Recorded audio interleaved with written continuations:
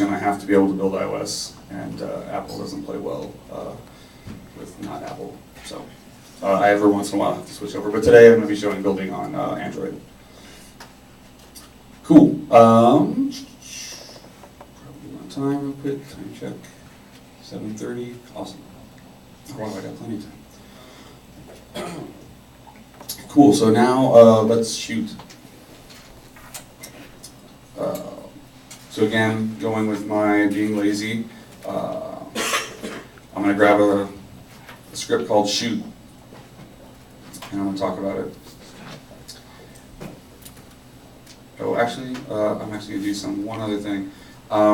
So we have my bullet remover.js file, it's a JavaScript file, and it happens every 5 seconds. But as you saw, we had to wait 5 seconds to actually see that it worked. That's somewhat annoying.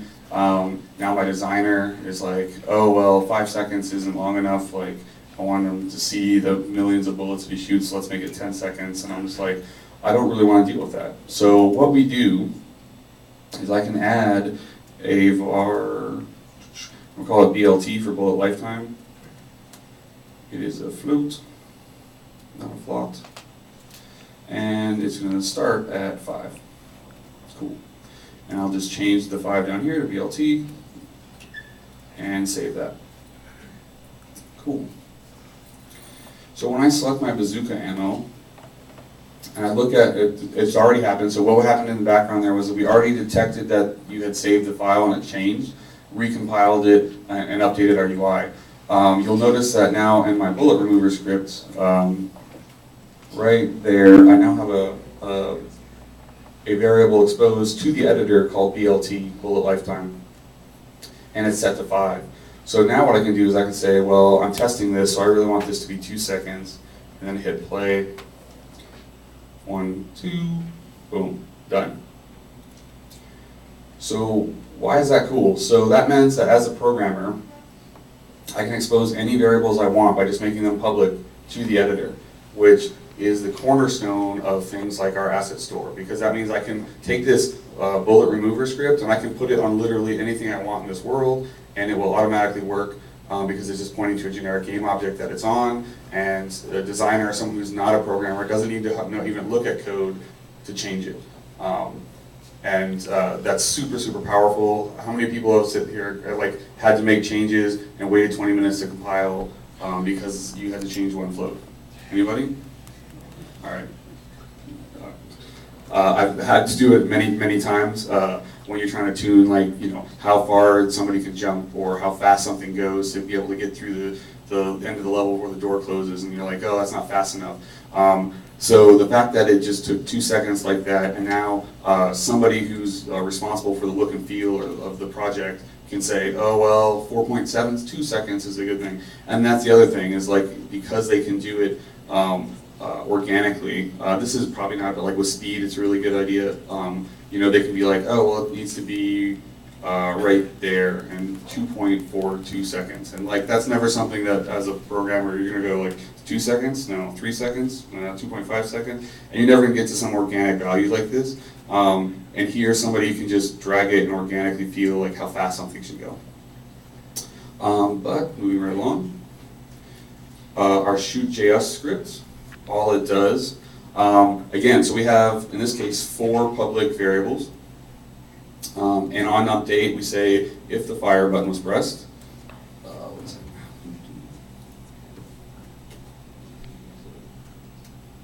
Almost always forget that. We say if the fire button was pressed. In this case, we instantiate what we pass in for a bullet prefab at our position. We take set the bullet's velocity to a direction with a shoot force along the Z, which is just, in this case, forward. Our shoot force, again, is a customizable variable of starts off at 20.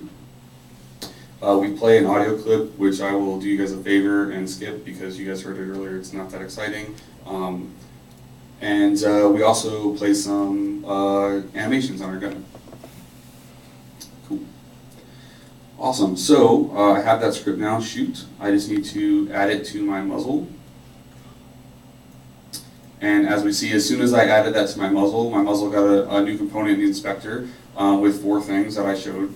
In this case, the one we care about is our bullet prefab. So, muzzle, and I just need to drag my bazooka ammo right into my bullet prefab. Can I ask you a question real quick? Sure. So, that program which you just showed us, right? Develop? I, as a first-time game developer, Sure. right? What should I know to write that kind of program besides just knowing the Unity framework? Because obviously you use some commands, right, which probably help out in these kind of situations.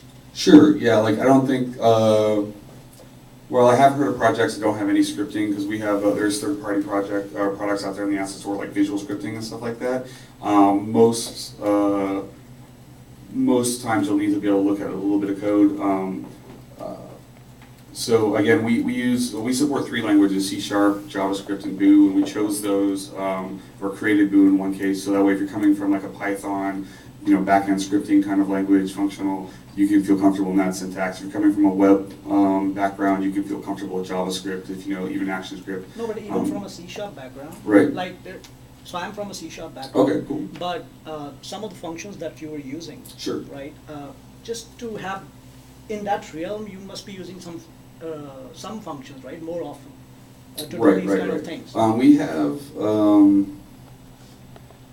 We have like full autocomplete, so most things will fall autocomplete for you. We also have a pretty massive online manual, so if you're looking to do audio, it'll kind of walk you through white paper style about like how to do audio, what the components are, why you need them, etc. And then we have our scripting reference all online, and it also gets installed with the Unity. So like you can find pretty much anything you need to do. So in this case, I wanted to destroy something. So if I look up destroy,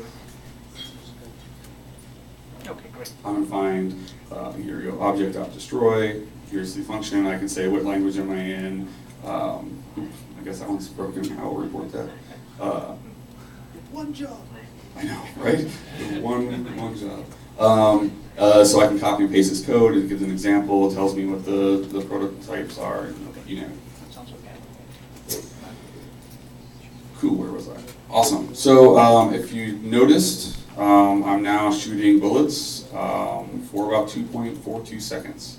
And the reason that is because I used the bazooka that we instantiated. So remember what I said prefabs are for, is so they could be prototypes. In this case, I didn't create a prefab. I'm just instantiating something by making a copy of it as it exists in the world. But I told this thing to destroy itself after 2.4 seconds. So after 2.4 seconds, I no longer have anything to instantiate. So again, all I need to do is take my bazooka, make it a prefab, and then assign the bazooka ammo prefab. And now, like a true American, I can fire all day. I'm sorry, I'm not anti-American. I'm going hunting in like 3 weeks, but I just think it's funny. Cool, so now I can shoot stuff. Does anyone mind if I skip audio? Does anyone care immensely about audio? Cool. It's really easy. You drag clips around and sound hits. I want to get to the robot that I can kill. So let's move right along. Let's kill a robot. Cool. All right, cool. Scripts. You can get a copy. We call it Kyle because we like to name things. So again, all I need to do is import it. In this case, I'm just going to grab all the textures because they're together and drag them in. I do not recommend you do what I do for demos, which is put everything in one folder. Like I said, you can rearrange and organize your project however you want. We have no preference. Later I will talk about some special folders. Cool. So I have a robot Kyle. Drag him in. He is teeny tiny. Everyone can guess why. So I'm just going to here to scale factor, make him twice as big, and apply. Cool. Oop, along the edge. Cool. I have a robot to shoot. He's a very good-looking robot again. Remind me, because I will forget, every asset you're looking at today, I can make available. It's available on a Dropbox. I can provide that link. You guys can download and play around with it. but I will forget because I have a new deck and it's not already there. Cool. So I have this robot, I can shoot through them, which isn't quite what I want. So again, all I need to do is add a component. Not that one. Physics. Again, I'm going to do a capsule collider. There it is. It's at its feet, so the robot was made with it at its feet. So I just need to say I want the Y, move it up in the middle. Make this a little bit higher. I don't have to worry about for this to be too exact. Make it a little bit wider. Again, this is the kind of thing that being able to just grab a label and say, oh, I want it to be, you know, this wide, really helps like someone who's more visual find those organic sizes and values that they don't necessarily find by like going by increments. Cool. So now we have the Terminator. He can't be stopped. These bullets bounce off him. So again, I just need some more custom behavior. And in my scripts, I have a script called where is it? BulletHit.js. And again, as you saw, other than demonstrating adding the BLT, like I haven't actually coded anything. I just needed to find a script somewhere that did something I needed to do something. In this case, and that's the heart of what why we enable our source wiki. That's why we added the asset stores, so that if you don't know how to code and you want to destroy robots, you can. And you don't even need to know what he needs to go on there. You can find a paragraph where you find it says this thing destroys robots when they hit, and that's all you need to know. So I'm going to add it to my robot,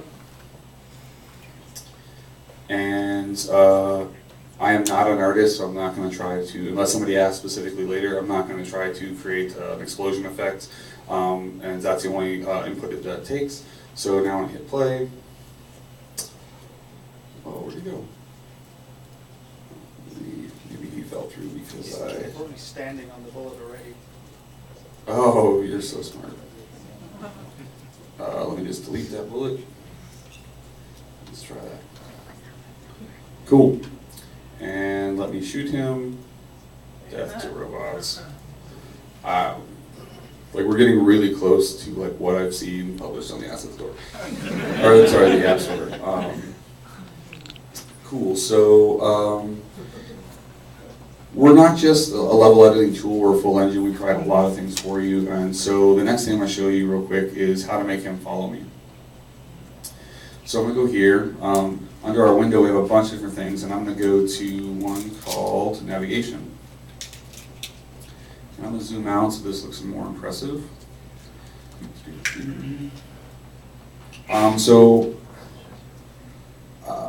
I won't go into that, sorry. I have a bad tendency, I'm an engineer, so I over-explain things. You added the on hit to the robot, the script that you pulled in, correct? Right. And then it just said on collision entry that you're destroying both of the both of the game objects that it touched. Sure. Does that mean that if he touches the ground, he's also going to get destroyed, and so is the ground? No. And let's go with Y. Bullet remover. So now hit it.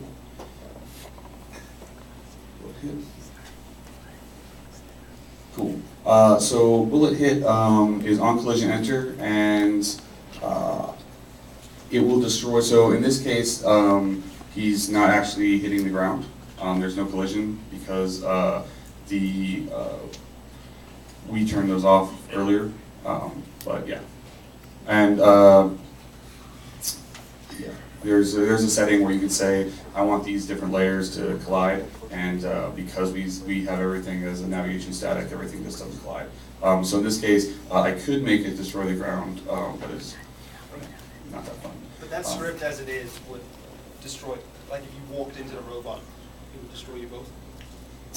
The way that's written, it says it's just on collision, kill us both. Let's find out. There's no if. Again, I don't. No. Yeah, so we can talk about it later, but basically there's again, you can turn on and off collisions between different objects, and in general, like everything is already pre-labeled to kind of do stuff like that. But yes, in general, yes, you're right. Cool. Back to navigation, unless there's a question? No. Awesome. So how navigation works is, I just open the window here, I say bake, and I did one thing first. Again, this is one of the things that the level designer built and took the hour. In the inspector in the top left corner, again, if I was on an awesome Mac, I could zoom in. There's a bunch of different things you can mark static. In this case, there's a navigation static, and what that means is you just check that box and tell the engine, hey, as far as navigation is concerned, I'm never going to move. And then that means that's great, that means we can walk on it and we don't have to treat it as dynamic. So all I have to do is, there's a bunch of things I can change for, like, can you walk on slopes that are more than 45 degrees, or can you walk up steps that are higher than, in this case, 0.4. I'm not going to change any of that, I'm just hit bake. Saving is good. Save. Cool. Oh man, I zoomed too far out. Let me clear that and do it again. So note that there's no blue, and now as soon as I hit bake, we now have this blue. So the blue mesh only shows when I have my navigation window selected, but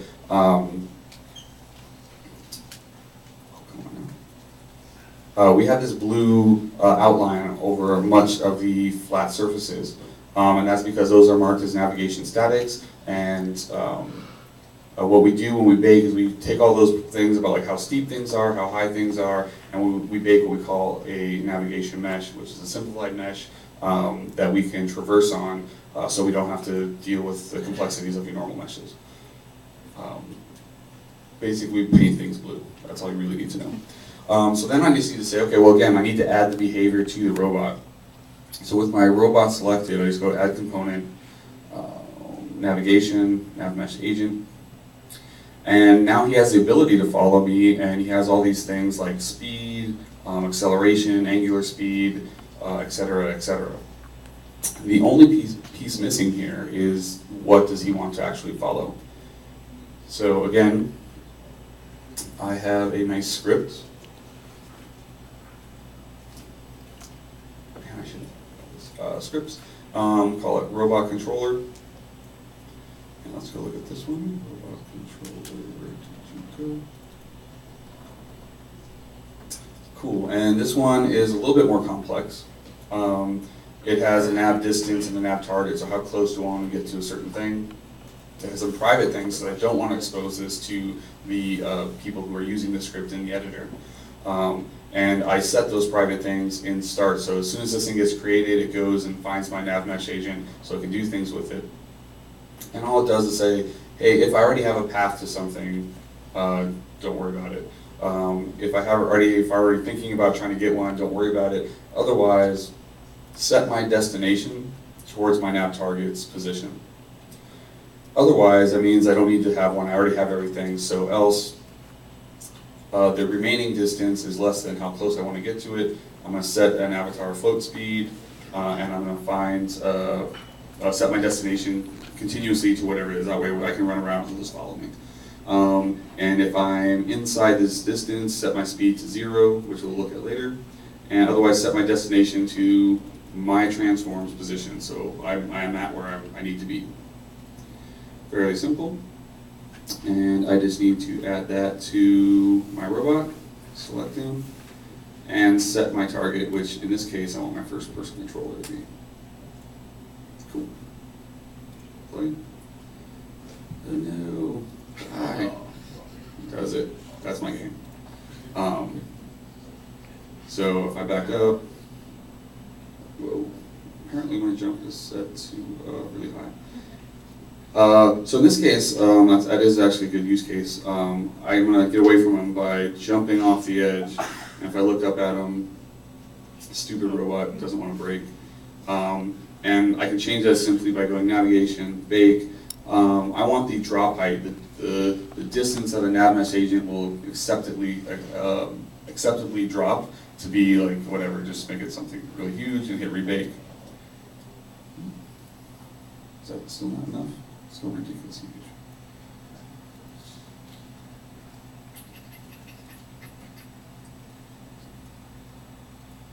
There we go. It was jump distance. Or actually, no, he's just jumping around. I don't want that.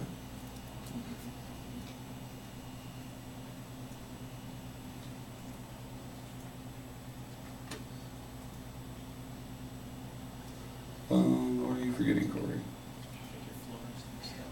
Oh, somebody's been paying attention. So my floor, because I made it and it wasn't part of the level, is not marked as a static, so it's not being considered. So I just need to check this checkbox, which will check all the statics for me. And now, when I hit bake, I have all these what we call off-mesh lengths, which will take this upper spot. So these are really hard to see from the back probably, but I can't show them without being small. It's basically all the points where a nav mesh agent can drop down to another layer. So now, if I run, there's no escape. Oh, hold on, I need 2 hands. You're not going to get on the leaderboards without 2 hands. He's going to follow me, drop down, and run after me. Cool, so now I have an unrelenting enemy. He can follow me anywhere I go. I can kill him. But he looks like, you know, a bad robot because he's not moving. So now we're going to get some fun stuff and animate him. Cool. So let me go get some animations. I'm going to grab idols.fbx.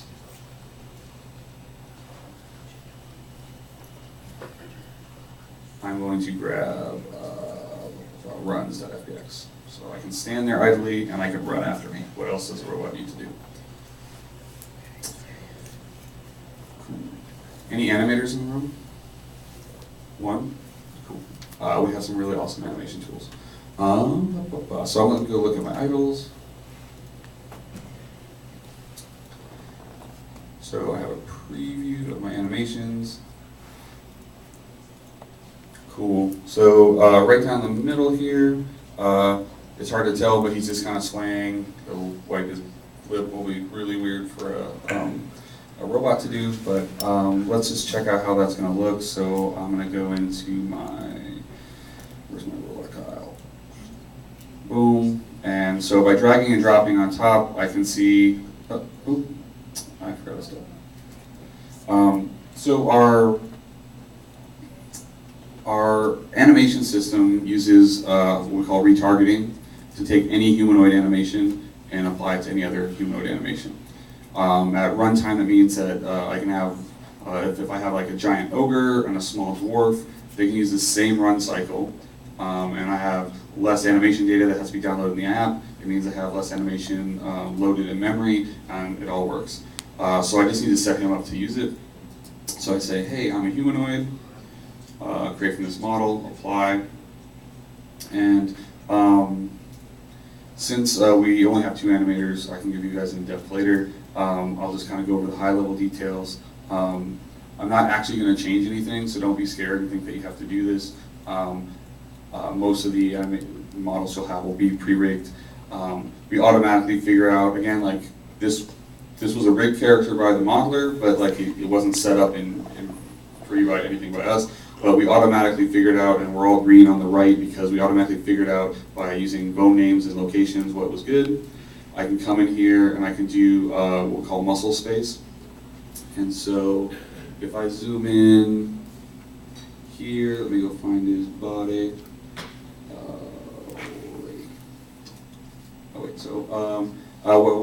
What allows you to do is like test like yoga poses on him basically.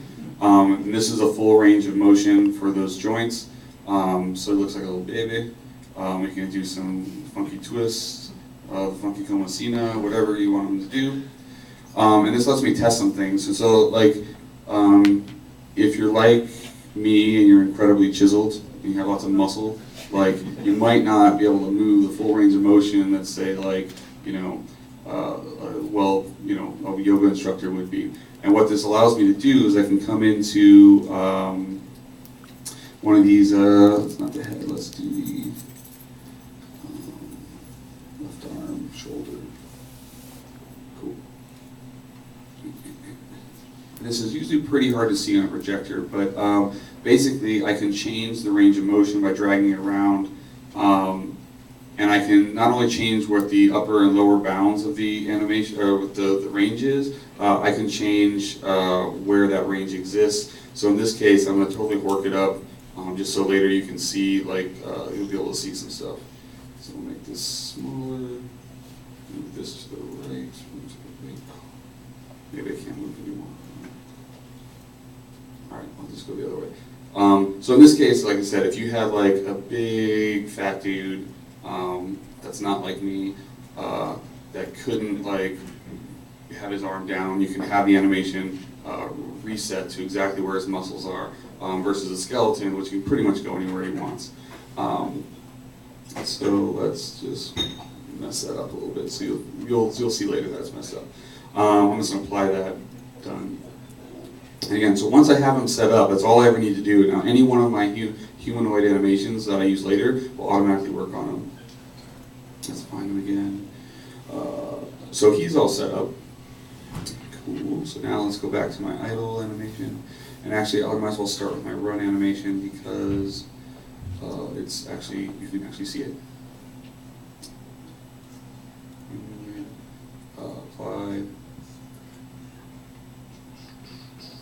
There's a lot of run animations actually in there. So when I come in here, he has a run left, run right. So now if I grab my Kyle robot, by dragging and dropping right on it, reset that Unity model. So this is our default model that we show our animations with, but I want to see what this looks like with my model. And since I've already set them up, I can just drag and drop and see what this animation looks like.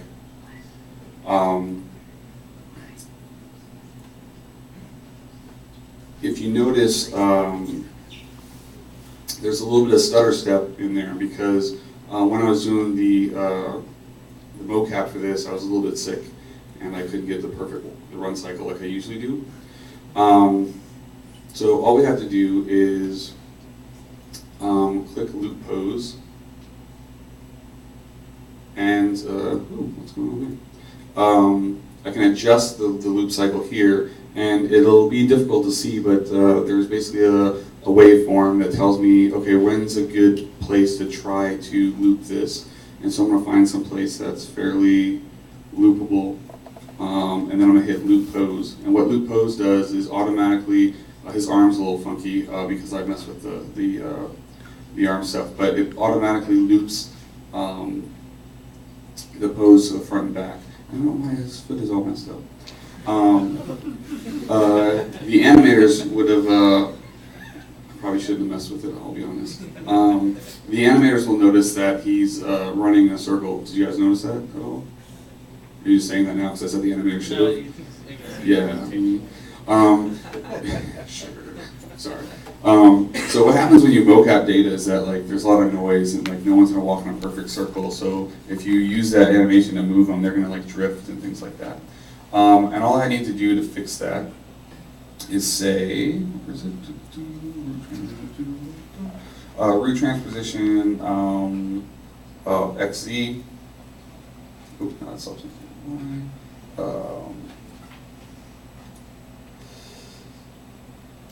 Which one? One of these.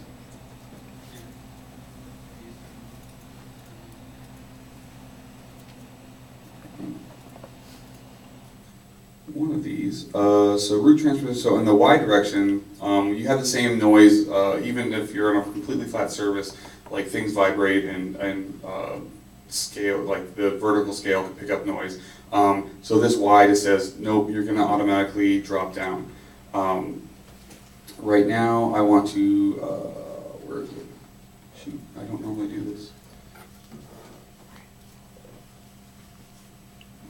Run.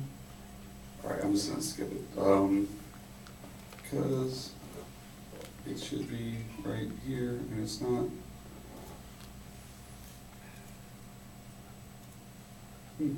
Interesting. All right. Don't look at the man behind the curtain on that one. I use too many versions, and I don't remember the UI. But long story short is I'm going to make my character run. So we have an animation, we have a model. The rig that you saw me configure for both technically, but I just left them as is. And perhaps just because given the state of things, I'm going to just like clear this out. I'll apply a generic rig and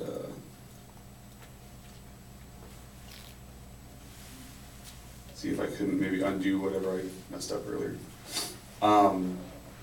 So now we need a third part that says, okay, well, tell this thing to actually run.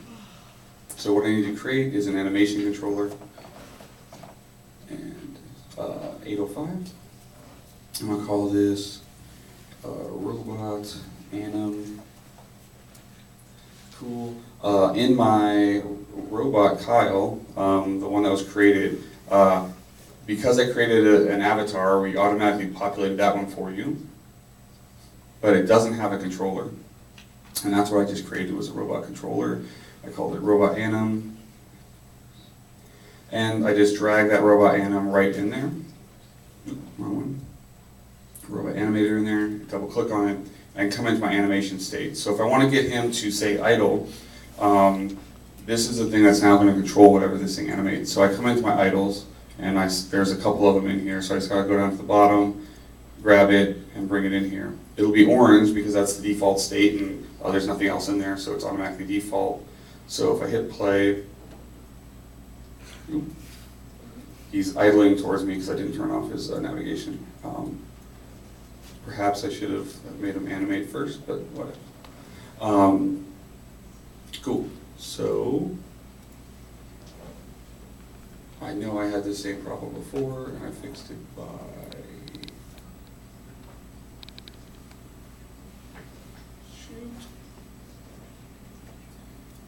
all right. Now is where Corey cheats, and this is how you can tell him I'm a professional, is I will just cheat. I'm just going to jump to my final one, because that's the last part that I was going to show you anyway, before I go on to building, and so I don't want to waste anyone's time with my ineptitude. Cool, so in this one, I just need to load up my final scene. Awesome. Let's go grab my robot, and cool. So if I look at my robot's animator, in this case he has three things. He has an idle, he has a run blend tree, and he can actually jump. The things that we care about most are the run blend tree. So what he has is actually set up is his idle animation. So he's gonna walk towards me, and then if I let him get close enough, he'll idle. So right now he's idling because he's close enough to me, and he's just got this kind of cocky swagger. I don't like it, so I'll kill him before I exit play mode. And then we have transitions into what we call a run blend state. So I double click on this.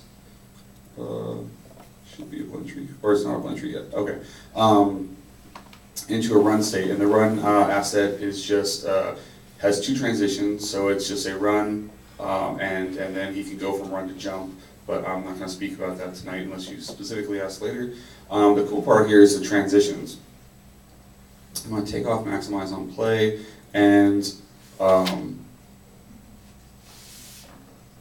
notice that everything blends together. There's no popping, there's no jumping, and that's what the transitions do.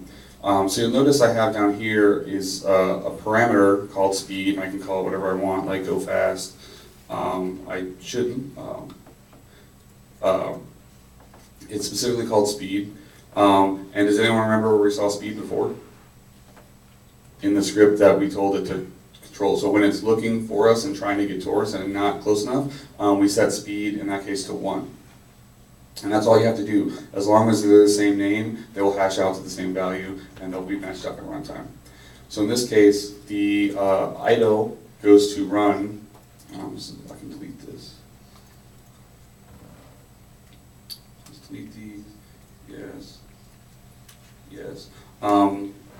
All I have to do is right-click, say make a transition from idle to run, click on it, and then I click on that transition itself, and I want to go from idle to run when the, in this case, speed is greater than, 0 is the default, so whenever it's greater than 0.1, and this could be hooked up to analog joystick, so you can go to different animations based on the amount of speed that you want. And that's it. And then I want to go from run, make transition to idle, select that when the speed is less than 0.1. Cool. And that's all the setup I need to do. This is a really simple thing. I go from idle to run and back to run. He can jump as well. Oh, there it is. Cool. So as I back off, he jumps in, just sits there and idle. It's hard to play one-handed. That's my excuse. That's why I tell the 12-year-olds online too. I'm like, actually no, that's wrong. That doesn't not what you tell 12-year-old online. Oh no. Oh, wow. Hey man, my boss isn't here. Yeah. Yeah, all right, moving on. Cool, so again, the animation is 3 components. Somebody rigged my my robot for me, so I set up the what we call the avatar. The animations themselves were animated. Again, I just set up the avatar the same way. In this case, they were both just the defaults. Again, nothing special, nothing that a normal animator wouldn't have done to those models or animations. And then I created my my robot controller, my animation controller, which is this thing right here. I'm actually going to delete that because that's not part of this demo.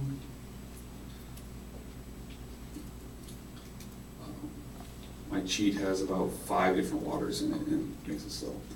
Cool, so I'm going to talk about building and cross-platform now. And then I'm going to talk about how to get ads into